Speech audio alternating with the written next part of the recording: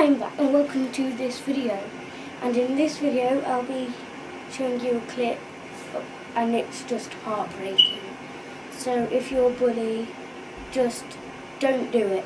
It is unfair and you're ruining somebody else's life. And before I press play on this clip, don't forget to subscribe and like this video, and don't forget to share it and show it to your friends and people you think are being targeted by bullies. So, yeah, here it is.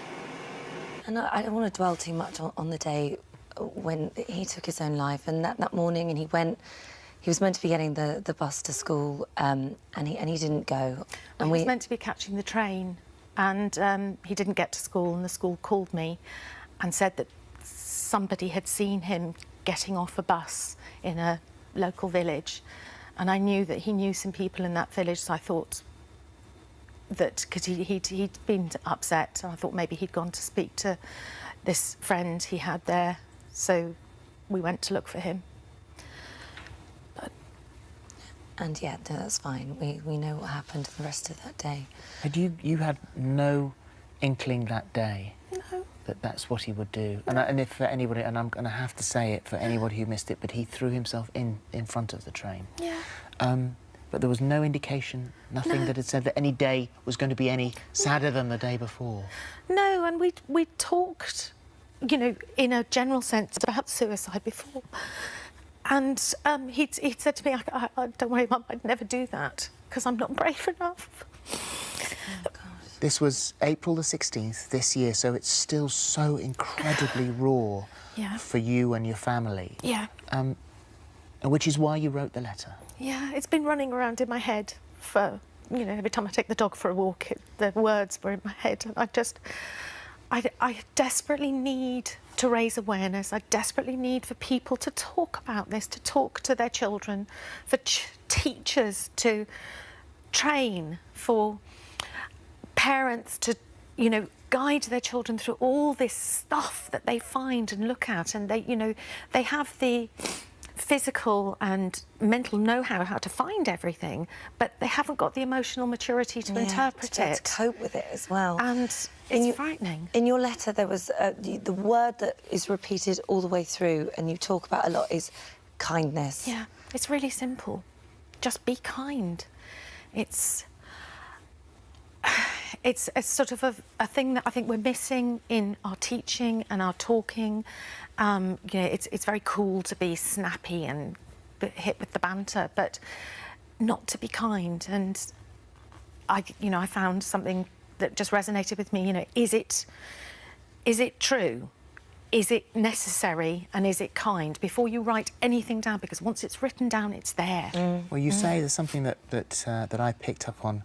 I've been told that everyone says things they don't mean on social media. Unkindness is dismissed as banter, and because they cannot see the effect of their words, they don't believe that there is one. Yeah.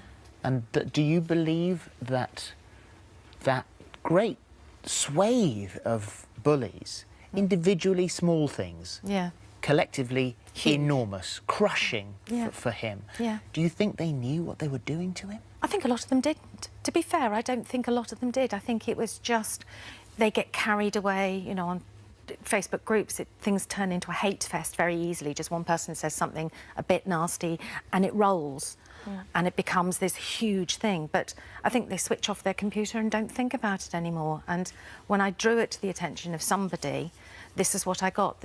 Everyone says what they don't mean on social media. And possibly that person didn't, but you don't know the impact of your words, and actions and words have consequences. Can I just ask you, and this is a tough one, I don't even know whether you'll be able to answer it, but retrospectively, for other parents watching now, is there anything you think, looking back, that you missed, that you could have done? It's very difficult because Felix was resistant to the changes I wanted to make. I wanted him to move schools. We'd even contemplated moving cities, thinking fresh start, get away. But that would have made him lose even more confidence. He just dug in his heels and said, no, I'm not doing it, I'm not doing it. You know, why would you do that to me? I wish I talked more.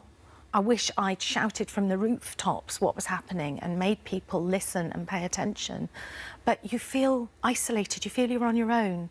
And it's only afterwards I've had letters, I've had cards, I've had messages from so many parents, so many children who are saying, thank you for talking, thank you for speaking out. And, you know, this is something we have to talk about. We have to all collectively bring this up. You're working very closely with Place to Be, the charity, and that's what they're there for. Yes, they bring help into schools. This is what we're missing. There's no safe place for kids to be. They come in and support children. They support teachers as well. You know, we're not expecting teachers to be psychotherapists, but they can help direct. They can help spot signs. They have a massive overview of all the kids, and they can see that one's struggling, that one's not being very nice. Why are they not being very... I don't want children punished. I want them helped. Yes. And Place to Be does that. It supports children, teachers and parents. And, you know, we've raised over £14,500 so far. Well done, you. Which means something for lots of children. Yeah. I mean, it's such a new world for teachers. It's a new world because parents. they have the use of social media, the benefits of social media, the threat of social media, the pitfalls, all of those things are new. And as you said, the young people have access to it, but not necessarily the wherewithal to cope with what it is that they're seeing or to deal with any abuse that they may be having. So it is a whole new world that needs addressing. It's a very steep learning curve, really steep learning curve, and we're way behind.